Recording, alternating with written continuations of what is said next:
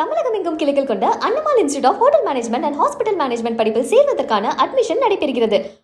கரூர் மாவட்டம் சின்னதாராபுரம் மாரியம்மன் கோவிலில் சாமி கும்பிடுவதில் இரு சமூகத்தினருக்கு இடையே ஏற்பட்ட பிரச்சனையில் அறநிலையத்துறை சார்பில் வைக்கப்பட்ட பதாகையை அகற்றக்கோரி அதிகாரிகளிடம் பொதுமக்கள் வாக்குவாதத்தில் ஈடுபட்டனர். இது தொடர்பான முழுமையான விவரங்களோடு எமது செய்தியாளர் பார்த்திபன் இணைந்திருக்கிறார். வணக்கம் பார்த்திபன், முழு கள நிலவரங்கள் என்ன? கரூர் மாவட்டம் சின்னதாராபுரம் பகுதியில் அருள்மிகு மாரியம்மன் கோயில் அமைந்துள்ளது.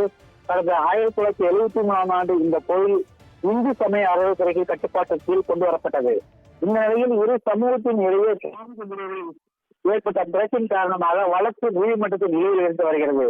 இந்நிலையில் அறநிலையத்துறை சார்பில் கோயில் முன்பு சாதி வேறுபாடு இன்றி அனைத்து சமூகத்திலும் இந்த கோயிலில் வழிபடலாம், பூஜையில் கலந்து கொள்ளலாம் எனவும் கோயிலுக்கு வழிபாடு செய்யும் ஒரு பக்தர்களை தடுக்கும் நபர்கள் மீது காவல்துறை மூலம் குற்றவியல் வழக்கு பதிவு செய்யும் நடவடிக்கை மேற்கொள்ளப்படும் என வைக்கப்பட்ட பதவியை அகற்ற வேண்டும் எனவும் நீதிமன்ற உத்தரவு இல்லாமல் கோயிலை திறக்கக்கூடாது என தெரிவித்து இரு சமூகத்தை சேர்ந்தவர்கள் காவல்துறை மற்றும் அறநிலையத்துறை அதிகாரிகளை முற்றுகையிட்டு வாக்குவாதத்தில் ஈடுபட்டனர்.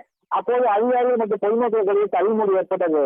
தற்போது சின்னதாராபுரம் மாரியம்மன் கோயில் அராக்குச்சி வட்டாட்சியர் காவல்துறையினர் இந்து சமய அறநிலையத்துறை அதிகாரிகள் பொதுமக்களுடன் தொடர் பேச்சுவார்த்தையில் ஈடுபட்ட நிலையில் அறநிலையத்துறை சார்பில் வைக்கப்பட்ட பதாகைகள் அப்போது பொதுமக்கள் தொடர் வாக்குவாதத்தில் ஈடுபட்டனர். இதனால் போலீசார் அனைவரும் வெளியிலிருந்து வந்தனர்.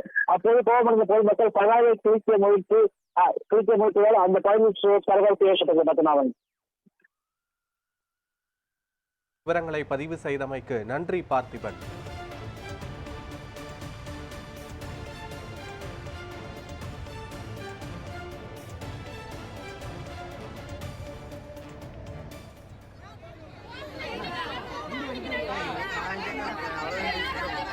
அங்கே